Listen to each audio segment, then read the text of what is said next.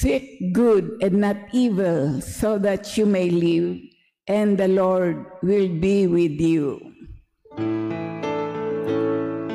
Glory to you, Word of God, Lord Jesus Christ.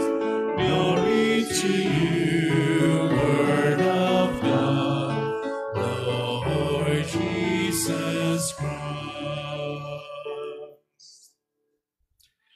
The Lord be with you. And with your spirit. A reading from the Holy Gospel according to Saint Matthew. Glory to you, O Lord.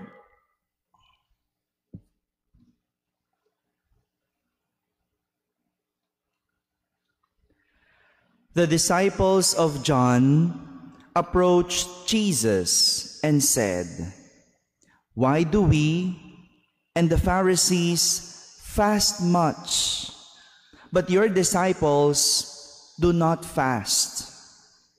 Jesus answered them, "Can the wedding guests mourn as long as the bridegroom is with them?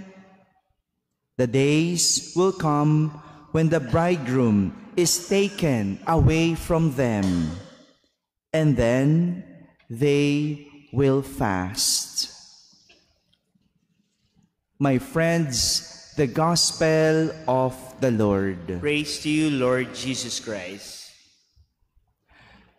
Good morning, my dear brothers and sisters. Topic about fasting is what our readings would want to discuss. Fasting. Oh, sakto, Biyernes. No? But technically, in our faith, we only fast twice, during Ash Wednesday and Good Friday. And what is fasting for us? No? For the ages 14 years old to 59 years old, and if you are not sick, no, you do fasting. And what is that?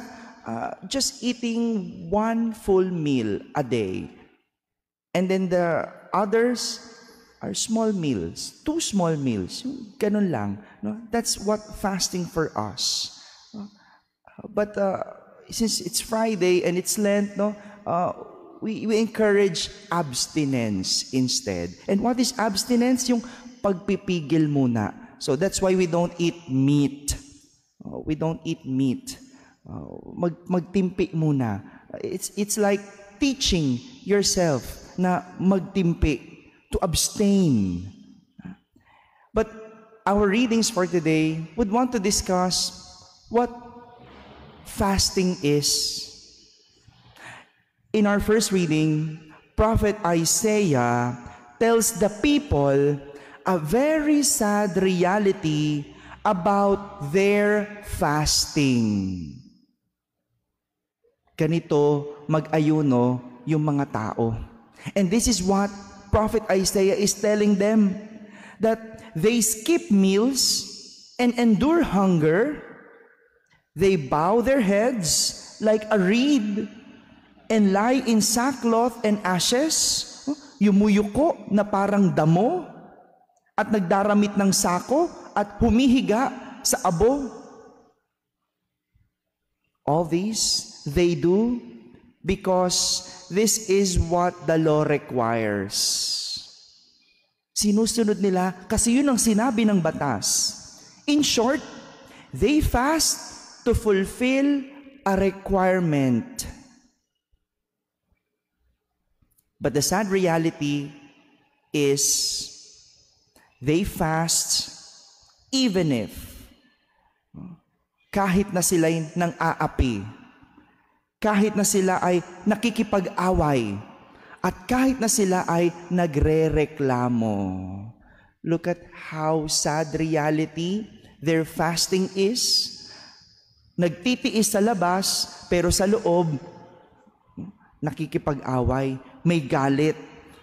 Hindi kumakain, nagtitimpi, pero pagdating sa pakikipag-away, walang pagtitimpi, walang pasensya.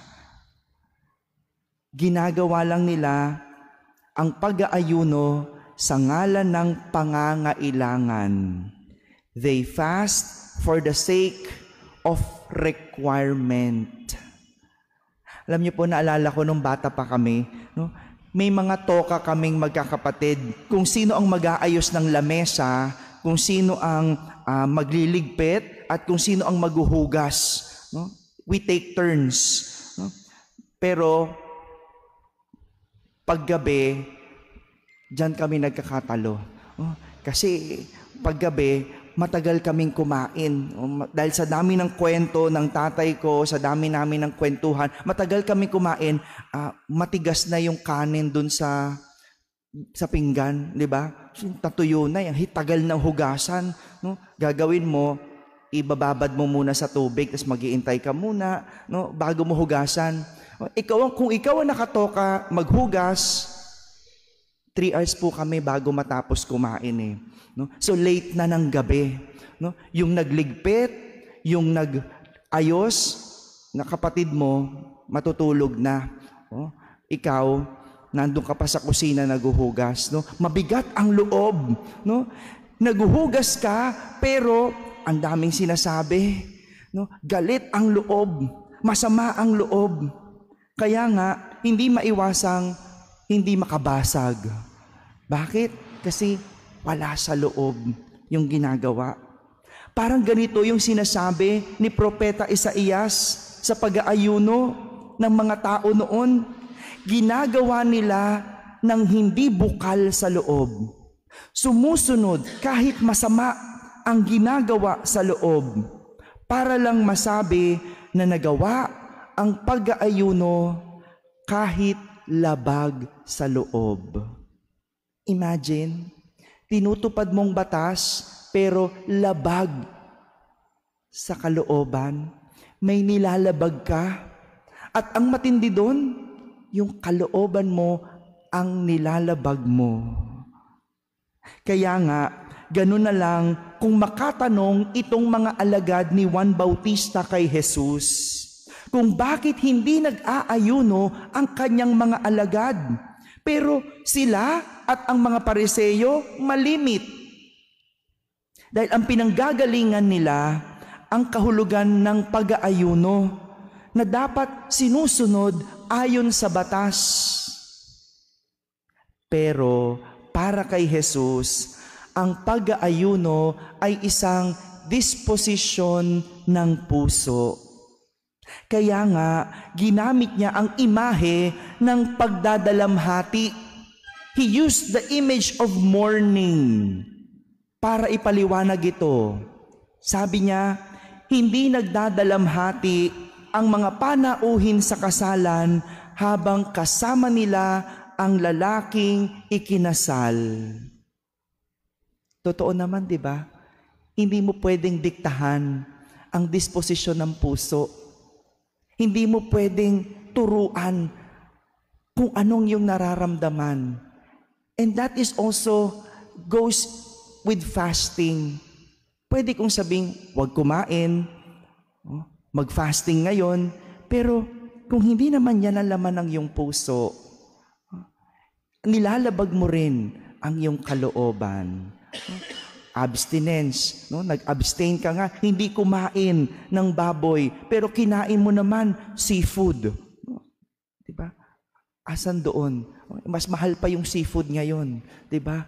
So, it is more of an interior activity of the heart than the exterior. That's what fasting is about. My dear brothers and sisters, the church is teaching us that fasting is one of the 3 forms of penance that we do during Lent, next to praying and almsgiving. It's a form of penance. But more than a teaching, since it is a form of penance, it should be done voluntarily and not only as compulsory. For it is the will and the disposition of the heart that motivate a person to fast. It is the will and the disposition of the heart that motivate a person to fast. Amen.